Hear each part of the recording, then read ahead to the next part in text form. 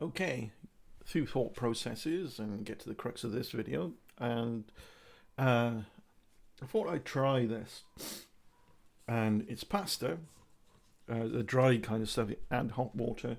It is very spicy. Pasta in any form, whether it's dried, you add water or whatever. Generally, I wouldn't eat it too late in the day. And that relates to health things on my other YouTube channel. By the time you've eaten pasta, an hour to up to an hour, even maybe in some cases an hour and a half later, you get an insulin spike. Why? Because all pasta is broken down to sugars now, which will give you an insulin spike. You get high, whatever, sugar high, whatever, for whatever. It depends how much. After, but you get the crash afterwards. You might get craving. And if you do that too late in the day, before you settle down at night, unless you got a night shift and you settle down in the day, you go, it depends. But then it's going to upset your sleep routine. So I'm eating it now. Any later than now would have been where I draw a line for me. That's something to keep in mind. Bread is the same, but I've eliminated bread from my diet. Pastries from my diet. There's a number of things. Okay, we're going to talk about self-help as well. Self-help, so-called self-help gurus out there they're not really effective. There is some really good stuff out there that is effective. But it's a classic case of the noisy ones. The noisy ones are in your face and they're clouding and creating a lot of fog for the actual solutions. And this may seem obvious when I describe this, but it's not obvious to some people who are trying this. In my mid-20s, I tried some of these things and thought, this isn't working. And I got confused because it was making me feel good doing it, but then it was like that junk food, the sugar high, and then the crash afterwards in some ways. Interesting, right? So what was happening? Well, it was like these self-help gurus tell you to visualize. Now, I don't know, let's visualize you're the CEO of some company. You're the top dog, and your secretary is really hot, and you're dating her, and you have really good fitting clothes, and this and that. And people are like, who do these self-help things, is like, visualize this ideal you. That's an ideal for some people. It's just an example. And it's not ideal for me as whatever is. I don't think I would want to be in charge of a massive company or whatever, because in reality, are they really happy people? You can only keep so many primates on a page. If you have a massive company with loads of employees, you need managers, because you can't really manage everyone, but you manage your managers, and it's a lot of work, I'd imagine. Regardless, the fantasy in the moment, because that's what it is, it's a fantasy. It's not like visualize this and it will happen. But this book's out there trying to claim that the more you meditate on this, and things will, is their philosophy, their, if you can call it that, their ideas, the more you meditate on this, you'll start to notice things that can lead you to opportunities to build a company or whatever in this way and so on, and have you be top dog. And it might, but you don't, you might get clues about things as you do this and that, and you have your own company, but you don't really want that responsibility because you don't feel confident to have that responsibility. And comes back to, no, you'll be all right if you visualize it. It feels good. It does feel good to have some escapism sometimes. Ever listen to music and imagine some scenario, whatever, maybe it was related to something good that happened to you, but you sort of took it on its own tangent a little bit, and it made you smile. And somebody cottoned onto your smile, smiled back at you, and it made you feel maybe a slightly bit better. That's good. But it's not something that you and they do that in these self-help gurus. It's these visualize this and it will help, and it won't. What's more responsible and based in reality, making you a realist is right.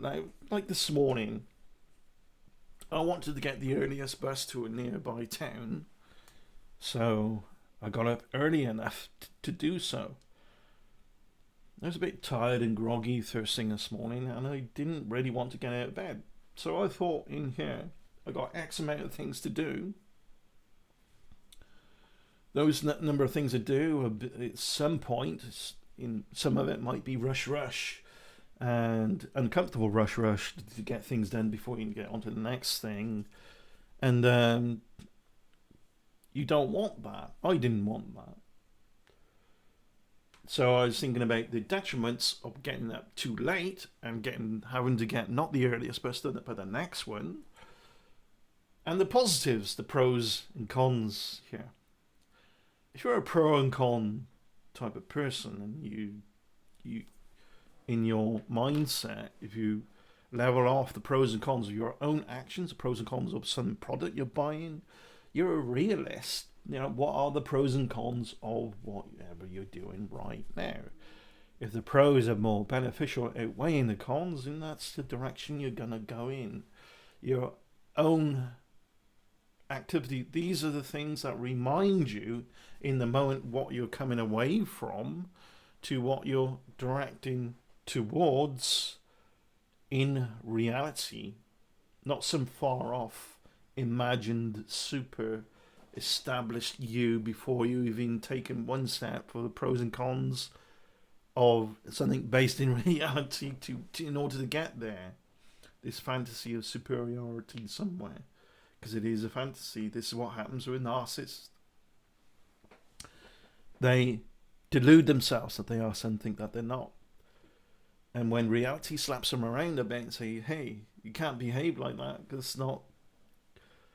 Look at Donald Trump, 91 felonies, and he still convinces himself that somehow he's justified in his actions. Even the followers of him think that, because they could never be so wrong, right? Like begets like, it attracts like, particularly with narcissists. I don't know what to make of this. A bit spicy, too hot. Be a realist.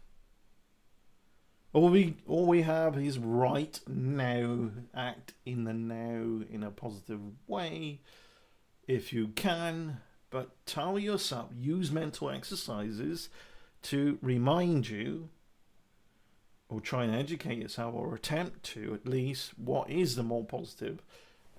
Fantasizing and daydreaming and visualizing is not a positive, but it, other than making you feel good in that moment where it make you feel good enough to have that smile. So do it by all means to make you feel good, but don't do it to think, oh, that's what's going to happen to me because I'm visualizing it. It doesn't work. It never has worked. It's not a thing. The most successful people out there will tell you all the detriments they've been through, and what caused those detriments caused them to focus on the actions that created a more positive outlook, and they're running away from those old habits. How do you stop an old habit? You replace it with a new one.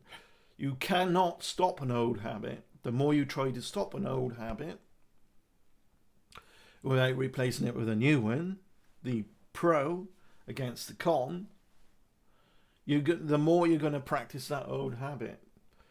Don't think of the white bear. Oh, too late. I just told you a sentence of not thinking about something that relates to a white bear, and then you're thinking of a white bear. Perfect example. What you should remind yourself what you can do it in place of, rather than what you can fantasize about without telling you, or without reminding you in the moment what you're trying to get away from. So this morning, again, to recap, basically, there I was. I don't want to get out of bed. It was cold, and I was snuggling up, and it was just warm, comfort blanket. I don't want to get out. What's the time? I want that early bus because the cons of rushing around, it just doesn't feel comfortable because there was too much cramming. The pros, get up early.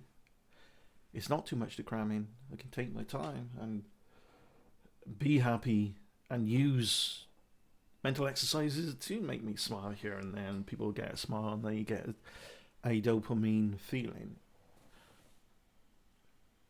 That works. Genuine smiles actually work, actually do encourage other people's feelings and emotion as well. So the visualizing to make you feel good has its place. It's a place in the moment to make you feel good, but it's not a place in the moment for a goal or whatever. Alright? Remembering a funny memory about something that really made you laugh. It's the same thing. Right? If you're feeling down, a friend of mine was complaining every day about every time I go past those traffic lights, they're on red, I have to stop, and I just hate those traffic lights. And then one day, he said to me, do you know what? I got a new perspective on those traffic lights. Every time I stop there now, I don't mind it because it's my time to reflect and be grateful for what I have. Because he's so busy, he doesn't have time half the time to be grateful for what he has. Am I talking about myself? No, I don't drive. It's a friend who got to those traffic lights. But I can relate to what he's saying. Reframing things like that. So what's the big deal? You stop at these traffic lights every day anyway, so it's going to happen anyway, so don't worry about it. But the funny thing is now, he said, now I want them to be on red. I want to stop there. If they're on go, he feels a bit slightly annoyed because it's his time to reflect. It's a good point though, right? Peace out. Take care. I'll look forward to doing another video soon. I think I'm getting a bit more crystallization what I'm going to be doing these 2 YouTube channels. Cheers. Bye.